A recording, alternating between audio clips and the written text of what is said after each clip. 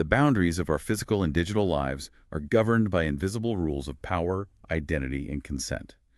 And when those rules are broken, the consequences can be catastrophic for individuals and institutions alike. Because the mechanisms of control have adapted. Consider the sheer volatility of modern existence. A simple act of turning down a cup of tea or rejecting a romantic partner can seamlessly escalate into a targeted, algorithmic digital harassment campaign. Or worse. Right. It triggers a systemic institutional failure that redefines corporate liability. The stakes here have transcended hurt feelings. We are talking about control, global security, and fundamental human rights in an era where the offline and online worlds have violently collided. When you strip away the cultural noise, what we're really observing is a collapse of traditional boundaries. We are living in a moment where the lines separating our personal identities, our professional obligations, and our permanent digital footprints no longer exist. The architecture that used to keep these domains separate has failed. It has entirely failed. Which is exactly the architecture we're going to dismantle in today's deep dive. Our objective here is to deconstruct the structural forces behind gender sensitivity, the actual legal mechanics of consent, and the rapidly evolving frameworks that are desperately trying to police our workspaces and digital domains. And to be clear, this is not a standard HR compliance read-through. Not at all. We are exploring global power dynamics applied at the micro level. We need to look at how gender stereotypes dictate massive economic resource allocation. How technology weaponizes the concept of proximity. And how landmark legal codes are frantically trying to contain the fallout. And we'll be looking specifically at the Indian legal framework as a global blueprint for this. So whether you are navigating a rigid corporate hierarchy, an academic campus, or the digital ether, understanding these systems of power isn't just academic. It is absolutely essential for your own safety and authority. Exactly. Let's start right at the baseline of categorization. We all know the foundational difference between sex and gender by now. Right, sex being the biological hardware of male, female, or intersex. And gender being the societal software, the cultural roles assigned to men, women, and trans individuals. But the issue isn't the definition. It's the fact that this societal software is inherently malicious. It's programmed to create an invisible hierarchy. The programming dictates not just how individuals should interact, but who holds the leverage in those interactions. Break that down for us. Well, the societal normalization of aggressive behaviors in men, paired with the expectation of passive or accommodating behaviors in women, establishes a baseline power disparity from birth. So when we discuss toxic masculinity, we aren't just talking about playground insults like be a man or don't throw like a girl. We're looking at a deeply ingrained conditioning that penalizes emotional vulnerability. It tells men that processing raw emotion is a failure of their gender. Exactly. And conversely, toxic femininity enforces a pressure on women to prioritize domesticity over ambition or to default to passive aggressiveness because direct confrontation is culturally penalized. And the systemic impact of that is a massive structural inefficiency. It stops society from taking men's emotional or mental health crises seriously, while simultaneously minimizing women's professional aspirations. So lose-lose scenario. But I want to push past the psychological toll and look at the tangible fallout. How does this cultural programming translate into macroeconomic reality? It dictates the global flow of talent and innovation. Because of these restrictive norms, we see a massive artificial sorting of human capital. Artificial sorting. Yeah, women are structurally discouraged from entering STEM fields. Science, technology, engineering, mathematics, because those environments are culturally coded as aggressively competitive and male-dominated. The subtle and sometimes overt messaging is that they lack the biological hardware for the work. Which we know is entirely false, but the conditioning works. And on the other side of the spectrum, men face immense social stigma if they enter humanities, teaching, or caregiving professions. So we essentially have an artificial bottleneck on global potential. We're taking the world's workforce and having its effectiveness based on a set of outdated societal scripts. That is the core economic takeaway. Restrictive gender norms are fatal to the potential of the collective. Right. When a society discourages half its population from technological innovation and shames the other half away from education and caregiving, it actively cripples its own societal capabilities. It is a system designed to limit true capability, and no one actually wins. No one. I want to pause here for a second. I want you, the listener, to really internalize this structural reality. Think about the first time you realized your trajectory was being subtly altered because of your gender. It's rarely obvious at first. Exactly. Maybe it was a professor's assumption about your math skills, a conversational boundary in a boardroom, or an implicit expectation about who takes the notes in a meeting. It's 1,000 tiny corrections that box you in. The invisible architecture. If you value this kind of granular, systemic breakdown of the everyday realities that govern our power dynamics, I highly encourage you to subscribe to the Deep Dive. We tackle these structural forces head-on because recognizing the architecture of the box is the only way to break out of it. And breaking out of it is becoming much more complex because the battleground has shifted entirely. The power plays we just analyzed in physical spaces like boardrooms and classrooms have mutated. Yes. When we introduce technology into this hierarchy, the escalation is exponential. That brings us directly to the digital realm. The physical friction of harassment used to be a limiting factor. You had to physically be near someone, to stalk them, to harass them, to make them feel unsafe. Technology has completely evaporated that friction. It has made harassment borderless, instantaneous, and largely anonymous. Let's look at the case of Ragav from the source material to illustrate the sheer velocity of modern digital abuse. The Ragav case is a terrifyingly common blueprint now. The facts are straightforward. Ragav breaks up with an abusive partner. He executes standard physical and digital boundaries. He blocks her across his communication channels to protect his peace. Which is what you were supposed to do. Exactly. But in retaliation, she doesn't confront him physically. She leverages the decentralized power of the internet. How so? She distributes advertisements online, offering Raghav's sexual services, attaching his real phone number and his public Instagram handle. My God. She essentially outsources the harassment to the algorithm and to anonymous strangers. Precisely. Ragav goes from managing a private breakup to being flooded with explicit texts, photos, and calls from strange men. He is subjected to a massive, coordinated digital assault without his abuser ever having to be in the same time zone. And that decentralization is exactly what makes cyberstalking so devastating today. It's the weaponization of digital platforms to execute reputational and psychological destruction at scale. The abuser lights a match, and the architecture of the internet fans it into a wildfire. It demonstrates a severe vulnerability in how we exist online. Which raises the immediate question of structural defense. Right. We are taught physical safety from a young age. Don't walk down dark alleys, lock your doors. But the rules of digital engagement are virtually non-existent for the average user. We were handed globally connected supercomputers without a threat model. What are the actual defensive protocols here? The baseline is treating digital entry points with the exact same paranoia you treat physical ones. The source material highlights foundational cyber safety protocols that sound basic, but are routinely ignored. Like what? First is the rigorous vetting of online contacts. Second is the management of strong passwords to prevent unauthorized access. Which is the gateway to total identity compromise. Right. But the most critical vulnerability right now is location-based services, or LBS. Let's hover on LBS for a moment. People leave their location broadcasting 24/7 on Snapchat, Instagram, Google Maps. They're essentially publishing a real-time surveillance feed of their routines. It's madness. Broadcasting your location bridges the gap between digital harassment and physical danger. It tells an aggressor exactly where you work, where you live, and when you are in transit. So how do we counter this? The source outlines 3 golden guidelines for digital engagement. Zip it, block it, and flag it. Let's unpack those. Zip it. Zip it means aggressively minimizing your digital surface area. Personal matters, relationship statuses, daily routines, keep them entirely private. Block it. Block it requires a ruthless approach to boundaries. You do not engage with unknown links, bizarre attachments, or unpleasant contacts. The absolute moment a boundary is tested, you revoke their access to your digital presence. And flag it is the escalation. Right. Reporting anomalies to platform authorities or trusted networks rather than suffering in digital silence. But I want to challenge this framework. Guidelines are fantastic for personal digital hygiene.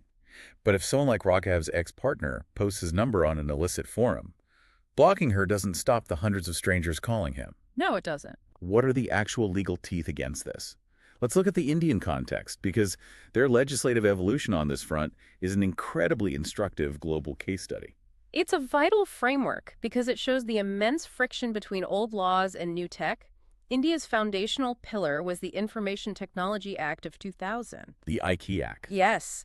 It functioned as an umbrella legislation covering the use of the internet to threaten, harass, or maliciously embarrass. It covered verbal, sexual, and emotional abuse via digital means.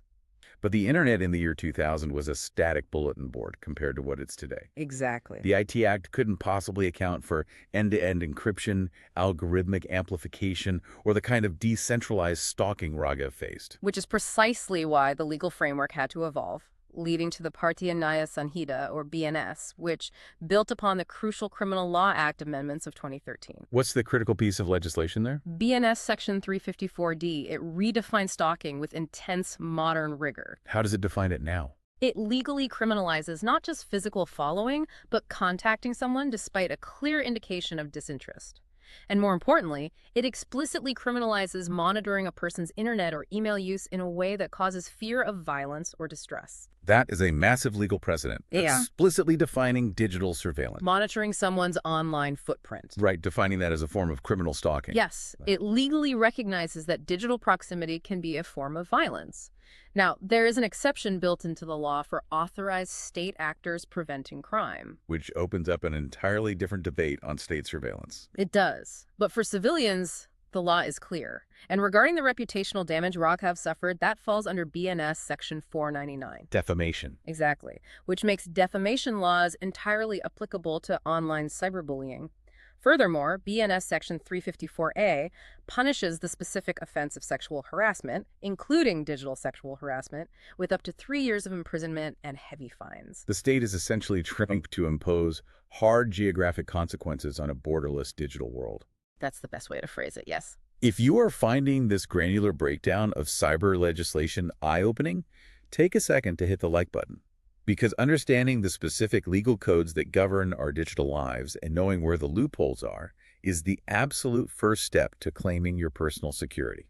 We have to understand the parameters of the law to utilize it. And the foundational parameter of all these laws, the core concept that dictates whether a legal boundary has been crossed in both the physical and digital realms, comes down to one absolute principle. Consent. This is the bedrock of the deep dive.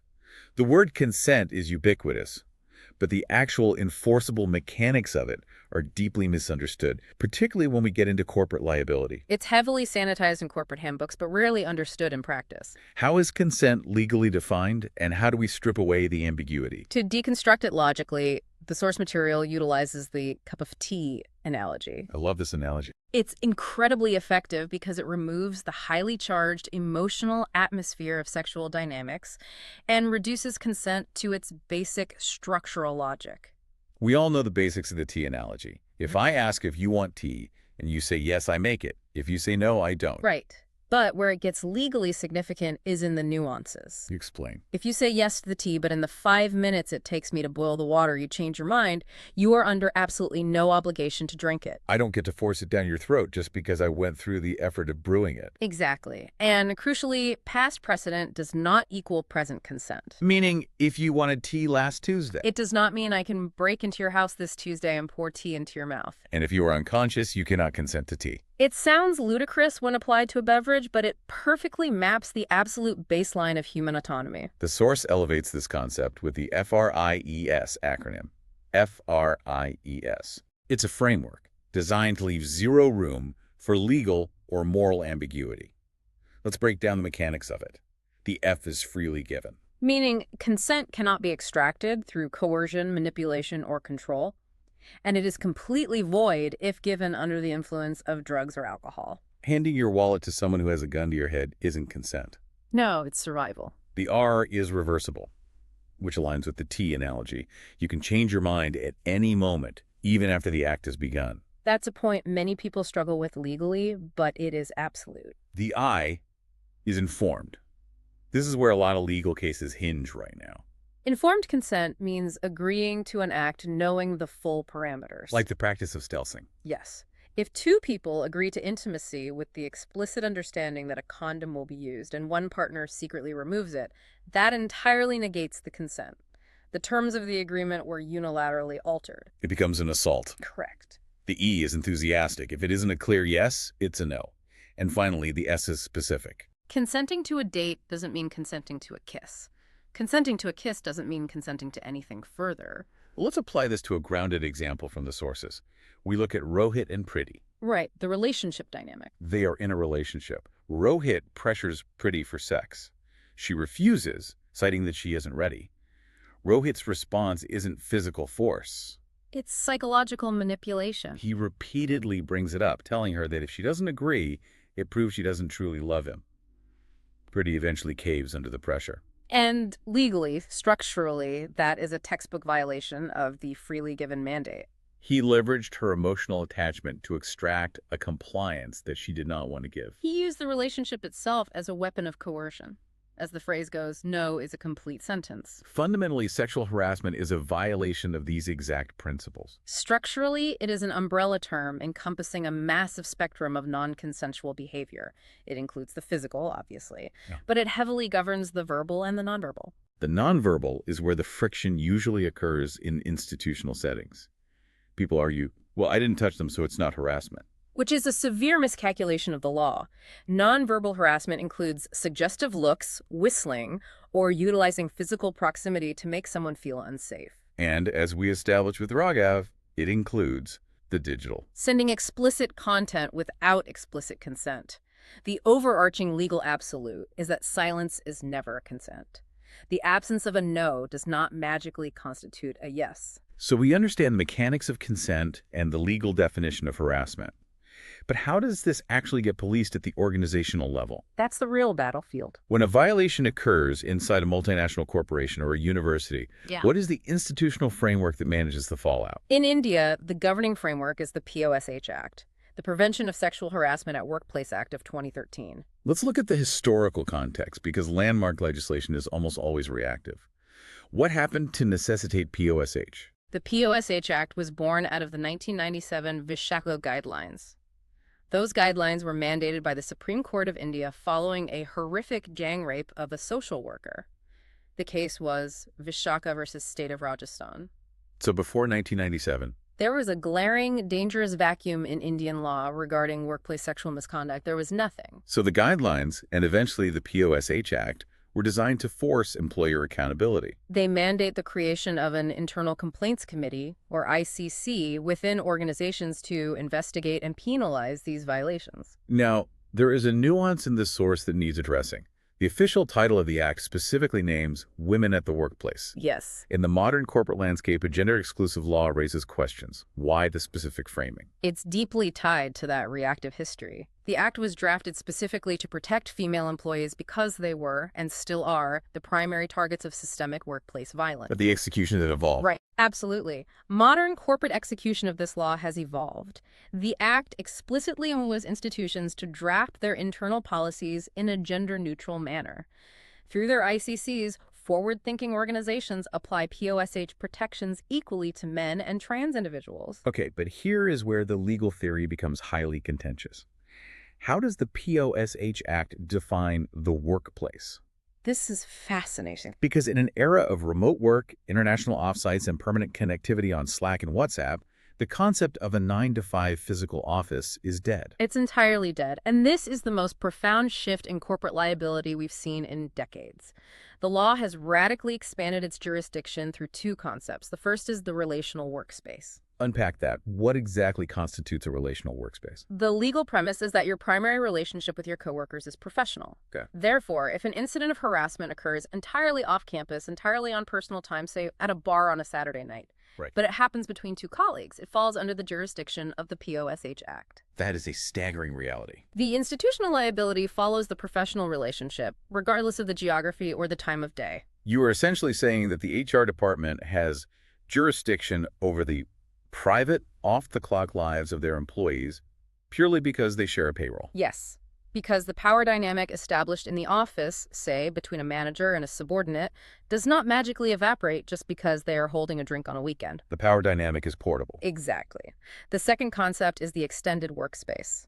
This legally covers any physical or digital space you occupy as a mandate of your institution. So business travel. If you travel for work, the hotel, the taxi, the conference hall, that is your workplace.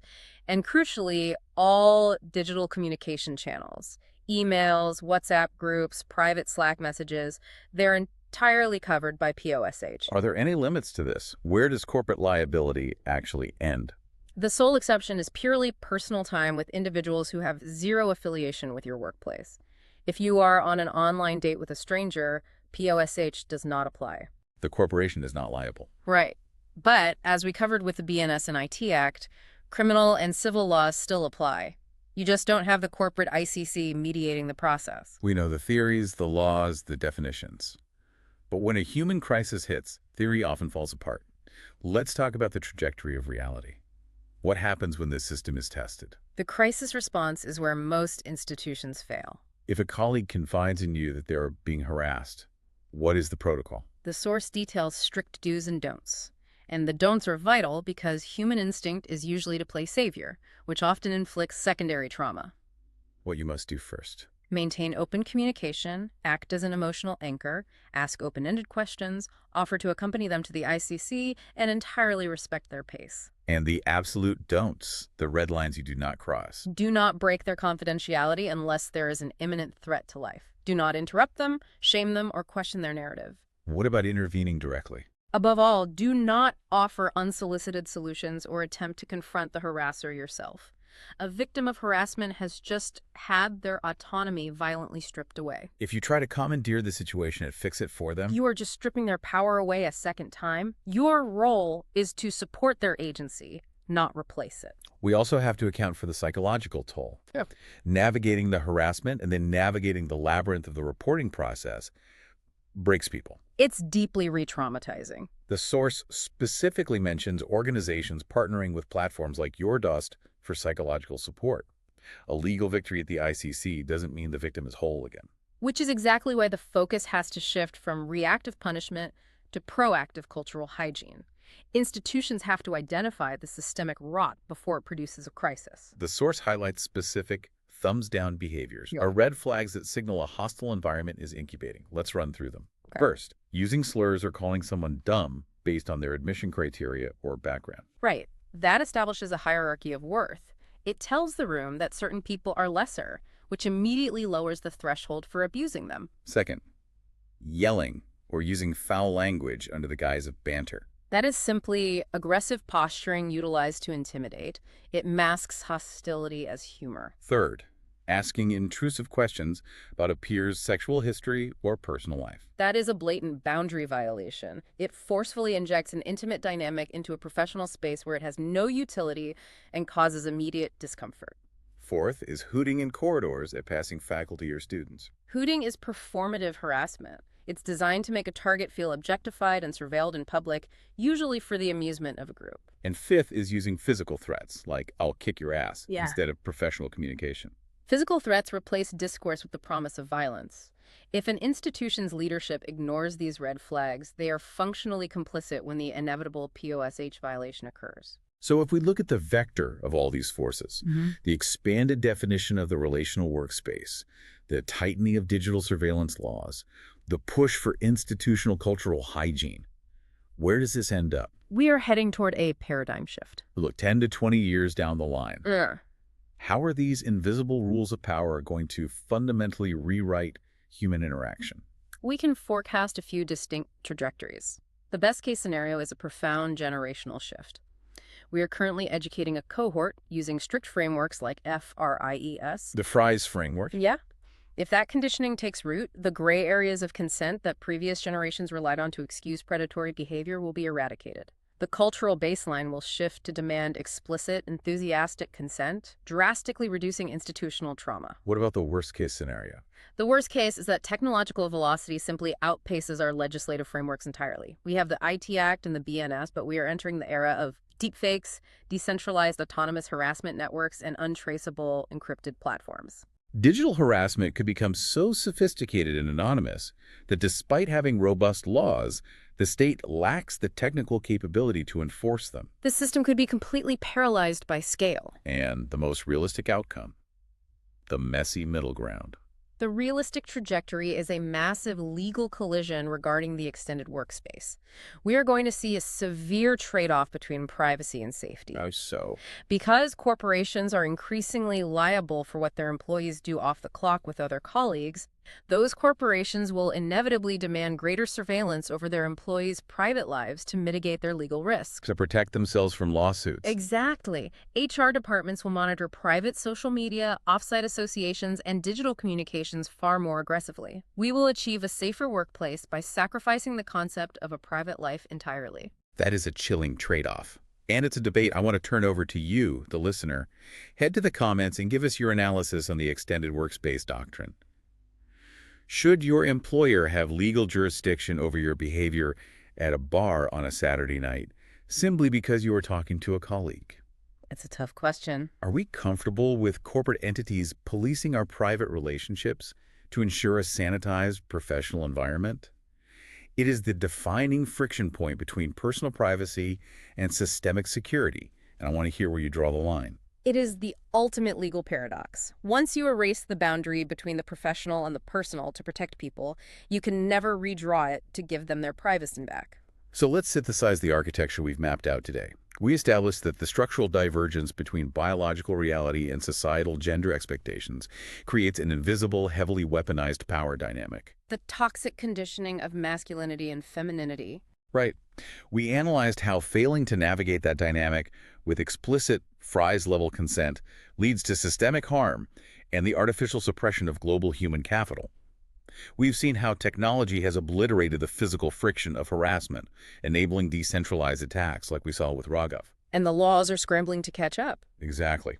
Finally, we unpacked how frameworks like the POSH Act and the BNS are aggressively expanding their jurisdictions to hold individuals accountable, whether the violation occurs in a corporate boardroom or an encrypted chat. The defining theme is the absolute codification of accountability. The shadows where harassment historically thrived, the off-the-clock drinks, the anonymous forums, the unmonitored chats, they are being systematically flooded with institutional and legal light. Which leaves us with one final, deeply provocative reality to consider. As our physical and digital lives become entirely indistinguishable, as our workplaces extend out of the office building and permanently integrate into our smartphones and private relationships, where does the jurisdiction of an institution truly end and the absolute responsibility of the individual begin? It's the question of our era. If the system is mandated to watch us everywhere,